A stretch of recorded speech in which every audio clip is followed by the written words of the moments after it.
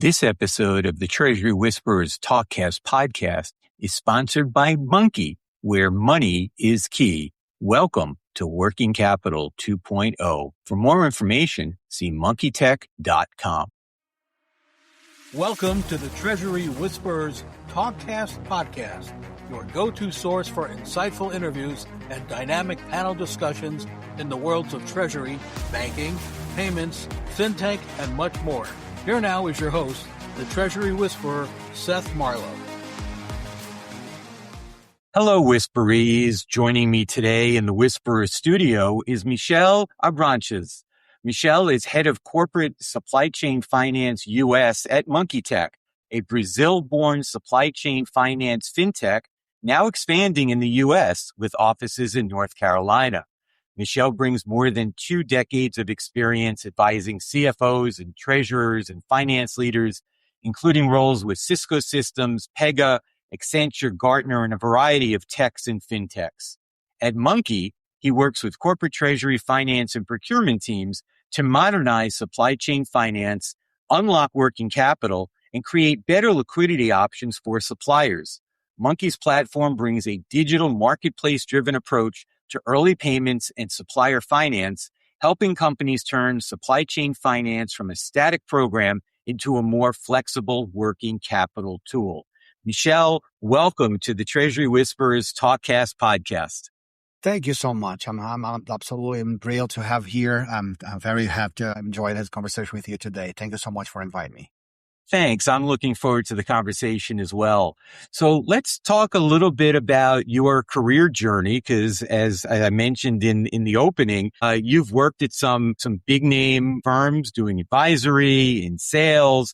Maybe you could put that all together and sort of talk about what the journey has been for you and how you came to Monkey. That's great. Thanks so much for asking that. So first of all, it's important because you're going to see the Monkey later. That's important when I start. My degree is in the economics. So 25 years ago, I did my degree in economics. But I always been like a sales career, selling technology first. Then the last 22 years, something related to banks, advising banks, work with the banks selling technology, and most importantly, understanding the financial services industry, not only in U.S., but first in Latin America and the last 10 years in U.S. So as you mentioned, I moved from the technology side to advisory consulting side. And then last 4 years, I said to myself, you know what, it's time to go and work with fintechs and small companies to really get them bigger and expand globally. And the reason for Monkey that we're going to talk today is because I'm an economics guy, I know the economics, etc. When I looked to the U.S. economy, I really found a kind of very similar situation that when Monkey started the business 10 years ago, and they were talking to me about expanding in U.S. last year. I think it's a good reason to start because U.S. requires the way Monkey started operation 10 years ago. So that was, I got super excited to get Monkey in U.S. So in summary, that's about me. Okay. So biggest differences between not so much the economy, but just doing business in Latin America, in Brazil in particular, versus what you've seen here in the U.S. No, that's great. As you mentioned, besides of the economy and the inflation, etc., I think the main point is the culture. I would say, especially because of the size of the economy, size of the market, not just the economy, the size of the market, is important to prioritize and understand what we need to get the first time when you get here. Because when you think about the brands in U.S., how many brands really provide solutions to the entire country? No more than 10 companies in the U.S. So if you think about, I'm going to grow in the U.S., that's almost impossible because it's a huge economy, a huge country. Mm-hmm. So prioritize territory or industry that you want to focus on. It's important. Even though Monkey has so many different industries-based clients in Latin America, prioritize was very, very important. Also from the country perspective, it's a very competitive market. So there are many companies doing similar solutions. It's important to reinforce first understanding the market situation, listen to the clients, understanding the challenge they have, and then provide how different you are compared with the other technology companies or banks in that area. Competitive is a good point as well, because in my point of view, the working capital industry is the least competitive market when I compare with the technology sector. Because I came Sure. from AI, solution technology, etc. There are not many fintechs in the area, but even though it's important because the mindset from treasurers and procurement is a little different when you think about possibilities in terms of getting better cash flow and solutions. Sure. So I got to ask this question. I'm going to hit it early in the podcast. The name Monkey as a corporate name seems like an unusual name. So maybe you can tell us a little bit about, the origins of that. Absolutely. Thanks for asking that, because no one like monkey business in US. We don't as well. That's right. We don't. I think you're going to like the reason. The reason for monkey name is because money is key. And we all agree with that. People understand the importance of money and cash flow, liquidity, etc. So when they found the company 10 years ago, they really put the vision that money is key and democratize the working capital from the funding going down to the tail of suppliers. And that was the vision for the company in terms of getting the monkey as money is key name.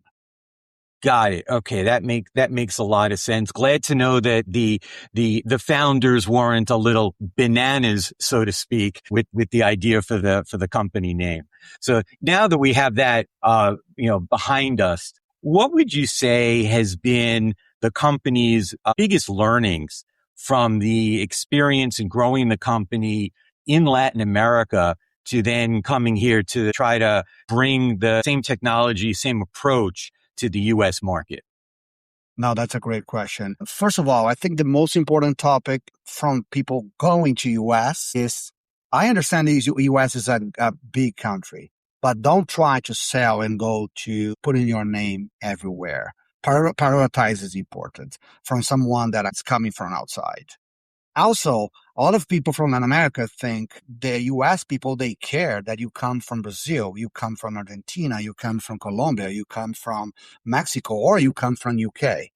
U.S. people, they don't care about that. The point is about, can you help me? Do you have an experience? Do you have mature technology or experience or a team that can really solve some problem that I have? So focus on the challenge the U.S. community and the U.S. clients they have, understanding the industry, understanding the economics in our vision, and try to help them. Forget about, of course, from the experience, it's important, but forget about if you came from Israel or the UK or Brazil. Try to think about how you're going to solve the client problem. And what is the primary client problem that you're trying to address with the solution from Monkey? That's an amazing question. Thank you so much for that. The main goal, as we see in the market in the last 13 months, is to really change the way we saw in the marketplace, or we called working capital 1.0 to working capital 2.0, is to really expand dramatically the cash flow and liquidity and change. But unfortunately, the way we saw on the 1.0 was related to only relationship with bilateral banks. One bank provide the cash flow solution for the client, which is not a problem from relationship perspective. By the way, it's interesting, but because of the economic situation, clients really need to expand their cash flow, but banks by themselves, only one bank, cannot go down more than 8% of the supplier engagement. And some of the liquidity and cost of capital situation, suppliers are now really understanding the reason to join those programs because of the cost and liquidity. So based on our research, Seth, it's important. We look into the Fortune 500, and 92 of the companies in US, they really work with one bank, bilateral bank, to work with them on the working capital solution. And when we asked them on average, what's the average supplier engagement you have? They said to us, 8%, only 8%. Kind of jives with what I saw during my time at Wells Fargo. If Wells got involved in a supply chain finance opportunity, it was typically looking at the very highest tier of that customer's supplier base. So biggest dollars, biggest number of transactions. And typically when that customer came to our bank, that was, it was a program that they were going to do with us and do with us exclusively. So you didn't have the benefit of a broader network. It just, it seems like there was some missed opportunities there. Absolutely. Not only in terms of size, you're absolutely right. Not only in terms of size of suppliers, but especially on the importance of suppliers. I have some examples for you. How many suppliers nowadays, they put the AI solution to support all the clients in different industries. And those companies, they are more important. They are more important suppliers for the client. And they get a different importance for the clients. They need to get support from the early payment from those companies. So in the past, only big suppliers were important, but nowadays, different technologies and different approaches, lower suppliers are also important. More, and another example is we talk to clients that they have suppliers in Vietnam or China or different countries in the world. And before, maybe 3 years ago, a lot of clients, they haven't supported those suppliers internationally on the cross-border payment. Now, because of the suppliers and the war and the price pressure, etc., not only the suppliers are asking for that support, but also the CFOs from the companies are really need to really increase the cash flow and extend those payments for those international suppliers as well. So suppliers engagement has been changed in our point of view based on our research in the last 2 years dramatically. It's interesting. When I think most people think about supply chain finance, they think of this as a financing challenge, number one, working capital, of course, but also as a receivables issue. And I think what this really brings to focus is that, yeah, it's receivables, but the other side of receivables is the payable side. So you have to bring those groups together, which is kind of challenging because in most companies, those groups barely even talk to each other unless there's like a team meeting of the controllership team or the CFO organization. Absolutely right. To be able to have a hybrid approach, balancing and supporting both on account receivables and account payables are critical, as you just said. And I would add, in addition to the account receivables and payables, the teams from procurement. Procurement they are also related to the suppliers, as I said, but we see so many clients when the treasurer goes to the procurement saying, we need to increase our DPO from 30 to 65 days. Go and do it. And suppliers and the procurement team saying, no, we cannot do that because I have reduced the price from the supplier by 2%, 3% last year. We cannot do that. So this agreement and that way for working together is mandatory nowadays to understanding the strategy and the right approach, both sides on the AR, on the AP. From a technology perspective, having those banks that can support both sides and a platform cannot really connect right away those two solutions, it's also mandatory on our point of view. I really love the way we ask about the AR because on average, on my number here, 48% of clients are talking to us. They are prioritizing account receivables first, and then anytime sooner, they want to talk about supply chain finance as well. Very, very good point. Yeah, I had my hand in this a little bit when Wells was offering an invoice automation solution. And the biggest learnings that I had was how important the procurement function was and that it was something that group had to be bought into what you were doing from beginning to end. Otherwise, there wasn't going to be success there. And I think you've got the same situation here as well, because I think the difference between procurement versus an AP or an AR group is that they tend to own these relationships with the suppliers. And for AP and AR, it's just back office processing. There's not really that sense of ownership. That's a great topic, and I completely agree on the way you were saying. One thing that we are understanding, the big push that we are seeing that helps in terms of these organizations working together is a lot of organizations, CEOs and board are really pushing down for expansion of cash flow and liquidity. When both teams, receivables and payables, need to work together, which includes the procurement teams being part of the organization as well. But again, to your point is, when they think about nowadays, as I mentioned, based on my research, about 92% work with the banks. When they think about how can I expand my cash flow, 92% is still working with one bank. And based on the research, when I ask them, okay, you work with one bank, but how many banks you have relationship? On average, they say 5. And my question now next to that is, why don't you work with the 5 banks that you have a relationship already to support you? And they say, no, I cannot manage that because I don't have a platform to do that. I don't have a team that I will be able to do that. That's a very interesting storytelling because if you think about the last 25 years or 20 years, some fintechs came to the marketplace and said, I can help you that. I can go to the tail of suppliers. I can onboard your suppliers. But the challenge we are seeing the last 20 years from the fintechs was, okay, can I work with my loved banks, the banks I have a relationship, and not really change the bank relationship? Unfortunately, no. Absolutely, majority of the fintechs require some architecture that their banks should prioritize on that platform. And a lot of Treasury, they said, now, if I cannot work with my loved banks, I cannot move in from the bilateral solution to outside of that. So that's one problem. Another problem is when they said, I work with my bank because I want to see my credit rate, my rate down to the suppliers. So visibility is a very important topic.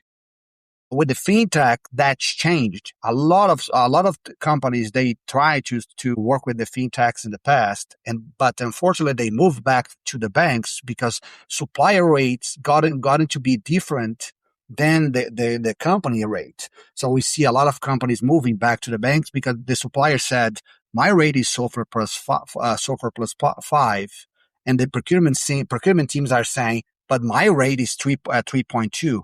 What's going on? So that's very unfortunately. So the goal, and another point to summarize the fintech challenge is the treasurers are asking, why should I pay a subscription or a fee to use any fintech if I cannot get in my preferred bank connecting to the platform and I don't see the visibility of my rate go into the supplier? So that's why we thought very similar situation US in the last 2 years that we start 10 years ago in Latin America. Because we thought that, as I said, democratize the funding down to the supplier was important, but making sure we should be a success-based company, so not charging anything up front, but making sure we go to the tail suppliers. We're going to talk today about the multi-funding or multi-bank, making sure the funds can also fund more. It's a great opportunity for banks as well. They should be able to fund more, but how they should be able to do that, that's another point as well.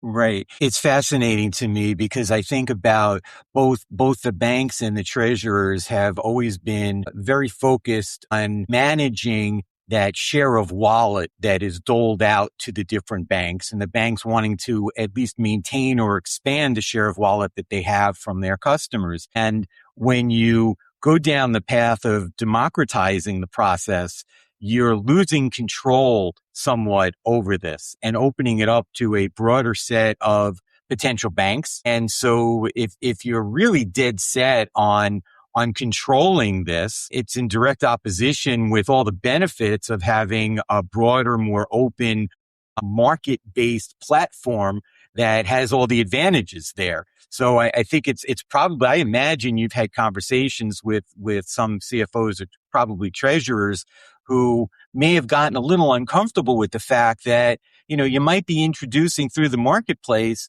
some banks that weren't really in their bank group. And suddenly they're getting a piece of that wallet that, all the other banks are going to say, hey, they're not in the credit arrangement. Yeah, that's absolutely right. The conversation that we are having with the clients are basically following the possibilities of this conversation, starting to ask them, as I said, how many banks you have relationship? 5. So then talk about the credit limit or the credit you need for the supply chain finance or AR is not a problem. No.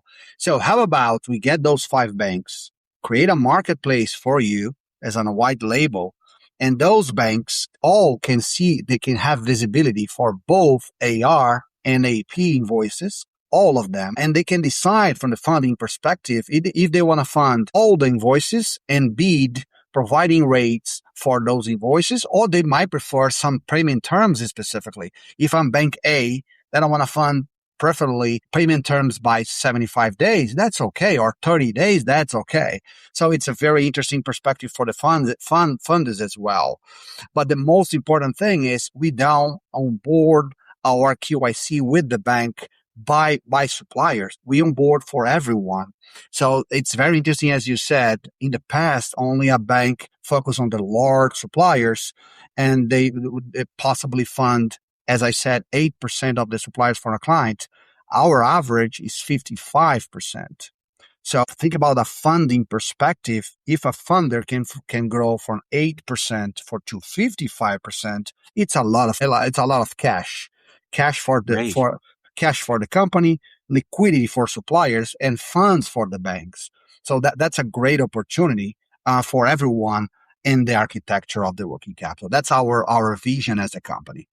Right. And I imagine you hit on something else that I know is a sticking point, which is the KYC and the onboarding process. And there is always a fairly elaborate onboarding process associated with any supply chain finance program. It would seem that because there's this marketplace and you've got this network effect taking place, that the KYC has already been done on the suppliers. And so there is that much less effort to be able to onboard unless it's a company that is just brand new to the platform and the network. Absolutely right. But the difference between the multi-funding and multi-banking in terms of the KYC, for instance, we see the multi-banking companies is splitting suppliers by bank. So banking A for working with, 50 suppliers, and banking B with 40 suppliers. With that architecture, you don't onboard all the suppliers for different banks or more than one bank each other. As you said, on the multi-funding, we onboard all the suppliers in KYC to every bank on the client marketplace. That's amazing. And not only the KYC, from the onboarding perspective, security, it's a very important topic. As you know, the Latin America, it's very regulated, and security it's a very important topic. One thing that treasurers and procurement are enjoying on our onboarding is our, for instance, face recognition process to make sure people are really asking for payment early payment. They really can use the face recognition in addition to the user password, multi-factor user, etc. The face recognition is an important factor to confirm the early payment process as well. So, but I completely agree. The KYC should be a priority and fast process as well. With all the AI that we're seeing today, and this kind of gets into the whole world of agentic commerce, what's it going to be like when there's agents that are kind of mediating all of the selections of the funders, of the suppliers, of the counterparties that are part of this platform? That's an amazing topic, Seth. We all talk about AI, but there are so many automations. Sometimes you call automation, sometimes you call AI. You can use AI, and I can give you some examples. For instance, the supplier can go to the platform, for instance, and say, I need to get some early payment this week. And they say by Thursday, if the rate, because it's a real-time pricing in our marketplace, if the supplier is saying, if I get SOFR plus 1 by Thursday, get the payment done. And the platform can really see all the rates and connect it to the banks and advise banks for that opportunity and go back and say, yeah, that you got this information right away for you. You can get the payment not only on Thursday, but on Wednesday. So one day earlier, you can get your liquidity much faster. But even better than that, you get paid, in my example here, on Wednesday, SOFR plus 1. But next week, if the rate gets a little lower, the AI can help the supplier and send an information to the supplier saying, you know what, today the rate is SOFR plus 0.5. How about you go there and to the platform and also get early payment for your additional invoices. So the suppliers can get this process automated, but AI, the agent, can go there and check on real time the invoices and compare with the previous ones and provide better information to the supplier and for the treasurers and account receivables at the same time.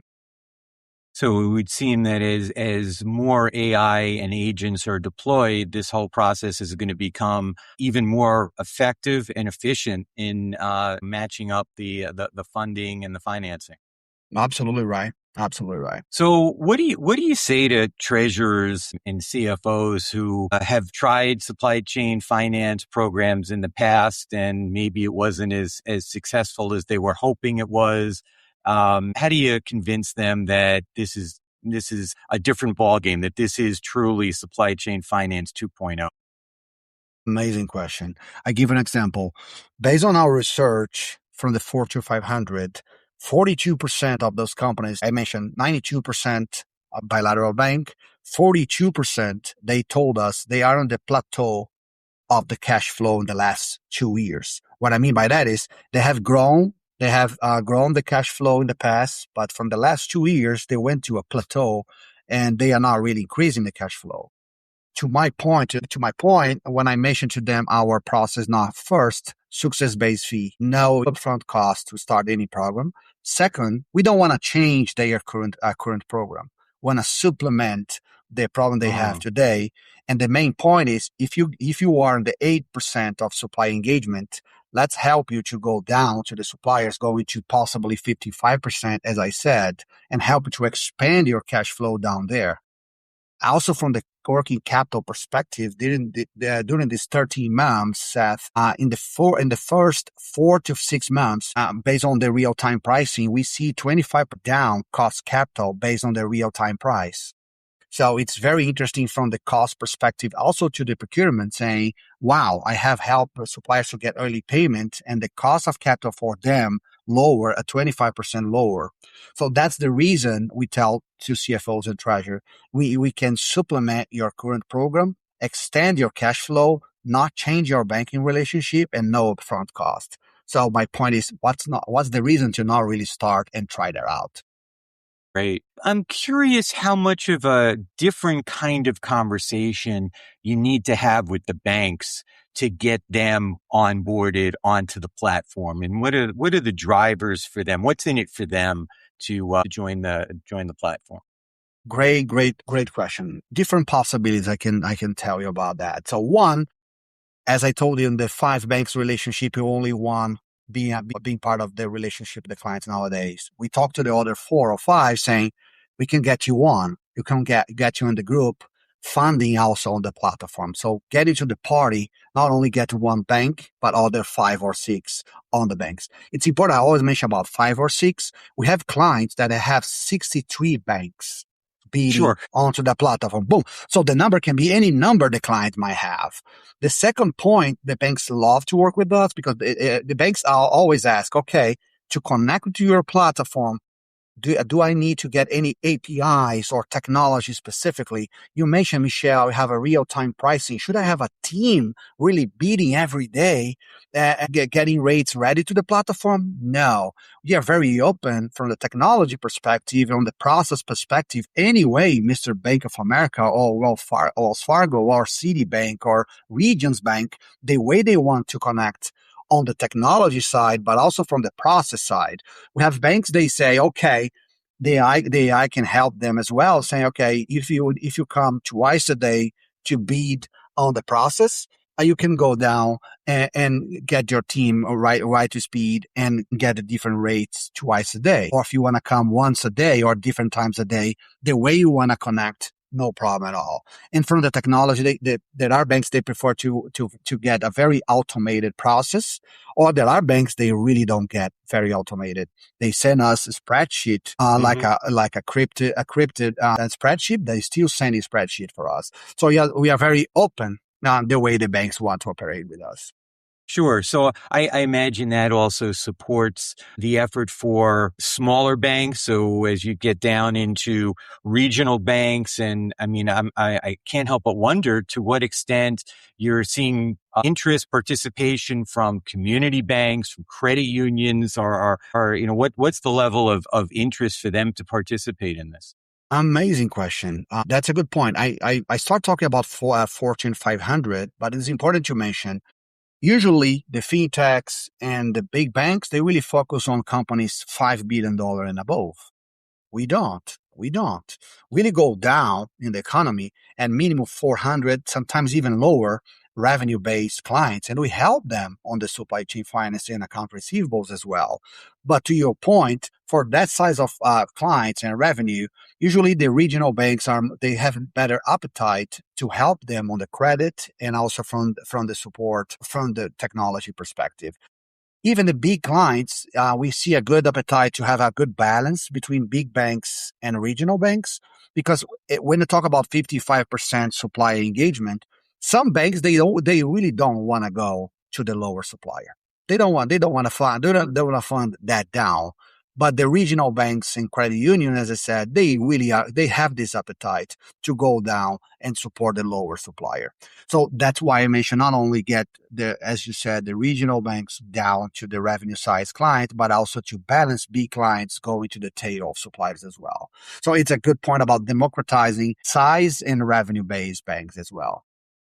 Right. It just seems like a no-brainer for a lot of banks because it looks like it's got the potential to drive a lot of, I'll call it found revenue that perhaps they wouldn't have unless they were participating in such a way.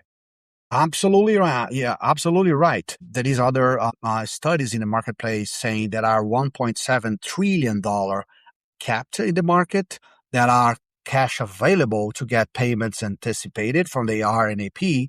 So there is liquidity possibility, there are funds possibility, but that's why we think this marketplace and the way the multi-funding process, as I mentioned, that's a good opportunity to get this cash uncapped in the market.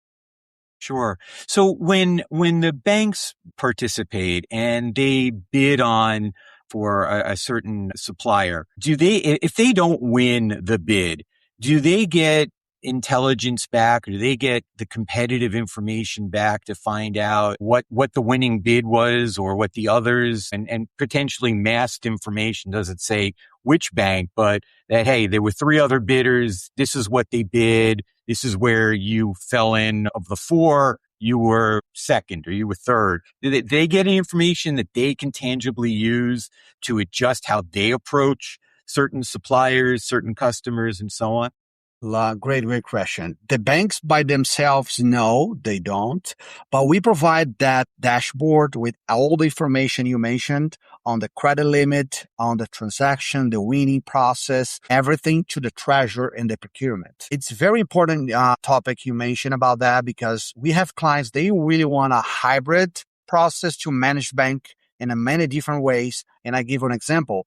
So the treasurer can tell the banks if they want, you were the third position on the last transactions. I cannot tell you the number, but you are the third position. So the treasurer can tell the banks. But more than that, a lot of treasurer, they say, Michel, if I have 8 banks in my marketplace, if I want to add a bank or remove a bank for a period of time, how I do that?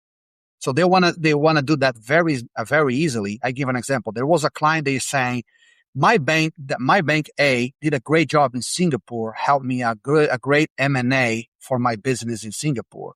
Michel, can I get this bank prioritized in my AR in US this week, just for a week? How do I do that? So absolutely, the answer is you don't need to call me for that. Go to the platform, get those banks on, the other banks off, put a time for that. That's it. Based on your strategy, you can get the bank's relationship and credit limits the way you want. And that's a great point. If you want to use your cash instead of banking cash and balance that and changing that every week, moving suppliers to the bank, because as I mentioned, we do the onboarding anyways at the beginning. You can, if you want to move the suppliers from your cash to the banking fund or vice versa, you can do that anytime as well.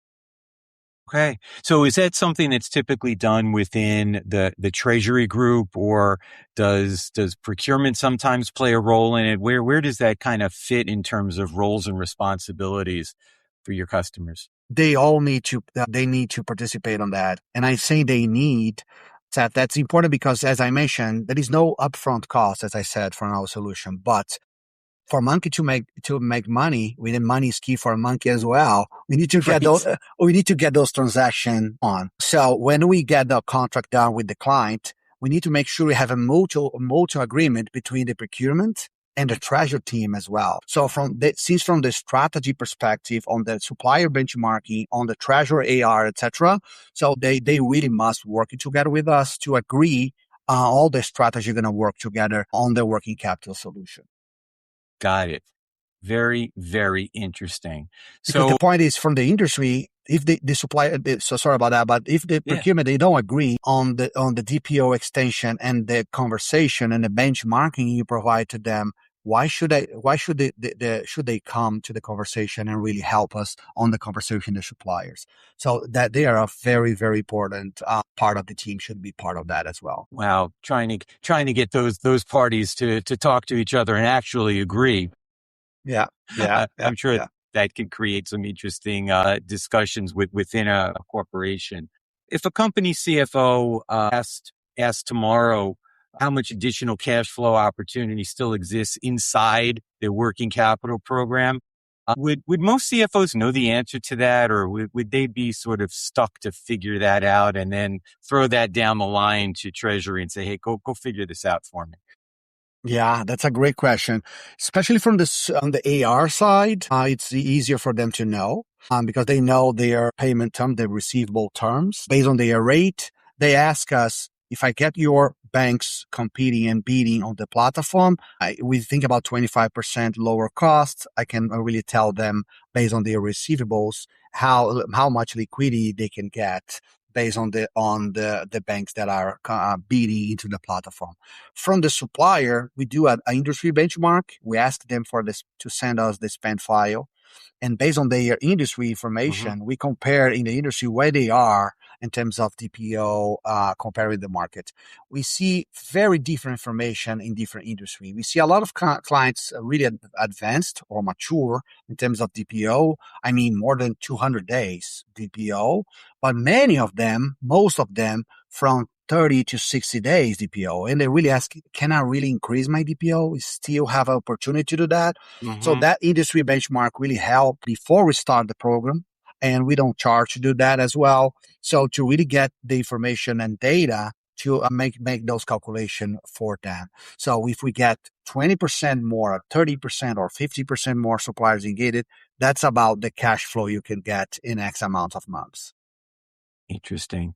So you mentioned a moment ago spend files. Spend files were bane of my existence once upon a time. Has Monkey come up with any innovations to make the process of getting those spend files from your customers easier, so it's not anything from an end user report that has to be configured in Treasury to an IT project? Is there anything that's been simplified to just make that not a big ask? From the timing perspective, we got a good solution to that. Usually in 2 days, we can get back to the client on the industry-based spend file analysis. But that's a great question, Thad. On the technology side, I think we still need to get better on that as a industry as well, because we have so different partners worldwide, partners in US, partners in Latin Americas, and we have a great database as well. We have partners in Europe and Asia. So for now, we package those databases globally to provide that information to the client. AI is playing a little bit already on that to compare this data. But there are, as you ask, I thought about some good ideas to get this better. So good point. That is a good opportunity to get even better. But from timing perspective, 2 days, that's the time we got back to the client from the industry-based comparison in terms of spend file. All things considered, that's actually pretty quick. Yeah. Not only money is key, time is key as well. That's right. There are a lot of keys to be had out there. So I guess a final question. Looking forward, here we are. We're past the midway point in 2026. It's fair to start talking and asking questions about 2030. You're going to have to get the Money 2020 conference to change their name to Money 2030. I don't know if that's in their plans. Great topic. Brand power there. Let's go Money 2030. Money 2030. Right, Let's exactly. go Maybe we can start the petitioning for it. Well, what is the corporate treasurer of 2030 going to be expecting from their banks and fintechs that they're not getting today? That's perfect. I have 2 topics to that question. One, can be a very future one, very future, maybe, as you said, 2 or 3 years. Stable coins, blockchain will come and will come very fast. So, and that will help specifically. And we are working on that as well. I cannot share yet, but stable coins and blockchain will come in very soon. But there are something that we see in the next 2 years that are even more important, and timing and economics more important.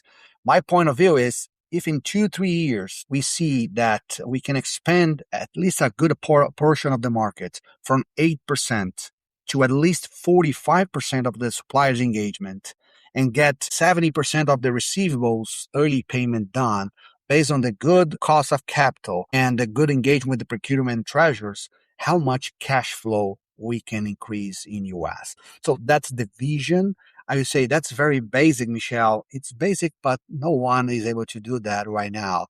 So we are very confident that we can help the market the next 2 years before or during the stable coins and blockchain, changing the technology in the marketplace. But first of all, increasing dramatically the cash flow liquidity. I think that's a vision we have the next 2 years.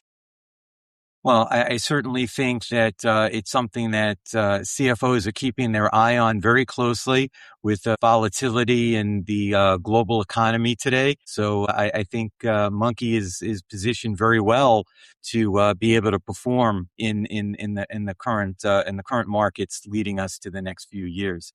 Michel Abranches, thank you so much for joining me here today in the Whisperer studio. Great conversation.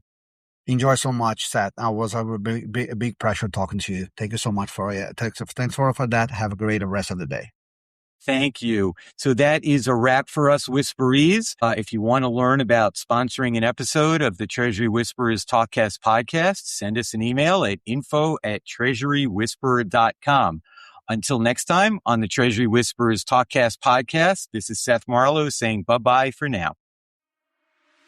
Thanks for listening to this episode of the Treasury Whisperers Talkcast podcast with Seth Marlowe. The Treasury Whisperers Talkcast podcast is produced by the Treasury Whisperer Studio and Treasury Whisperer LLC. Copyright 2025. Any rebroadcast, retransmission, or account of this podcast without the express written consent of Treasury Whisperer LLC is strictly prohibited. This episode of the Treasury Whisperers Talkcast podcast was sponsored by Monkey, where money is key. Welcome to Working Capital 2.0. For more information, see monkeytech.com.